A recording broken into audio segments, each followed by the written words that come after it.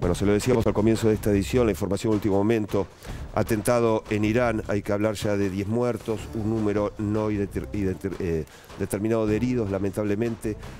Uno de los ataques se concretó en el Parlamento, Estado Islámico, se adjudicó este atentado. Bueno, también hay que sumar los atentados en Europa, por eso tenemos a un especialista para que nos ayude a entender por dónde está pasando hoy el mundo. George Chaya, analista internacional, experto en Oriente Medio y terrorismo. George, bienvenido. Gracias, buenos días. Bueno, decíamos, esta información, el mundo está posando sus ojos en Irán, con muertos, con heridos, con un Estado Islámico que se está adjudicando este atentado. ¿Qué tiene de particular justamente lo sucedido en las últimas horas?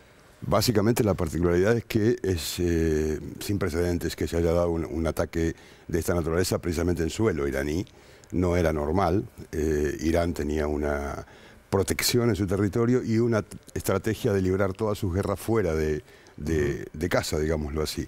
Y lo que nos muestra es que, bueno, que el Estado Islámico todavía, más allá del recorte militar que ha tenido en la expansión geográfica que le conocimos en Irak y en Siria, todavía tiene mucha capacidad de causar daño y que va por el lado que, a mi juicio, va a ser una suerte de reciclamiento. Esto es, una vez perdidos los territorios, que ya los está perdiendo, se va a reciclar y va a ser un grupo terrorista al estilo de Al-Qaeda. Y va a ser mucho más difícil combatirlo porque no vamos a tener tropas militares como las que contaba en el campo. Por tanto, va a ser un problema que va a demandar un tiempo interesante para la comunidad internacional. Yo creo que lo importante, ¿sabes? Hay que decirle a la opinión pública y en alguna manera educar en nuestros ámbitos a los estudiantes, lectores, desde el periodismo y demás, y que el ciudadano común sepa que en Occidente que estamos en guerra, que esta es una realidad sin ser alarmista y que se deben tomar los recaudos. Hay un dato interesante, por ejemplo, la reacción de la gente en el último atentado de Londres. Si tú lo observas, en el bar donde fue atacado, allí muy cerca del mercado y del puente de Londres, la gente reaccionó por primera vez, y esto es importante. Le arrojaron sillas, le arrojaron botellas al terrorista que ingresó para atacar en ese sitio. Y esto es rescatable hasta tanto la dirigencia política aplique las medidas necesarias en cuanto a la seguridad de su ciudadanía, que el mundo sepa, que la ciudadanía sepa, que el ciudadano común sepa que estamos en guerra, una guerra que Occidente no ha deseado, pero que evidentemente son retaliaciones de esta gran confrontación, que es la que mencionábamos al principio, entre la Sunna y la Shia, básicamente encarnada por Teherán y por Riad. Claro, bueno, en esta historia que vos estás relatando, George, también está Europa. También hay que hablar de los atentados en Londres, como bien indicabas vos, del fin de semana, con muertos, con heridos. El atentado en Manchester, ayer un hombre detenido muy cerquita en París, de la Catedral de Notre Dame, gritando «Viva Siria». Digo, es una situación complicada, hay que estar atentos. ¿Quién está financiando el terrorismo? ¿Quién lo financia?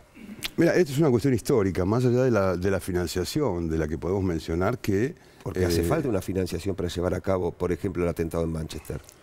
Desde luego. Bueno, el atentado en Manchester ha sido muy cruento. A modo de ejemplo, ¿no? Sí, claro, y no fue la actuación de un lobo solitario, ni un joven desencantado, ni desempleado, ni producto de estupefacientes. Hubo una planificación muy bien llevada adelante, una logística y una financiación importante que permitió ejecutarlo.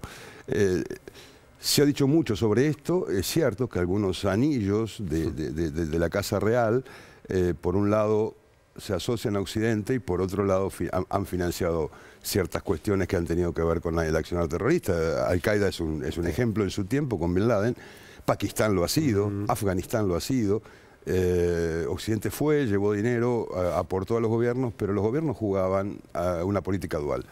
La financiación es difícil encontrarla, pero tampoco es excesivamente difícil.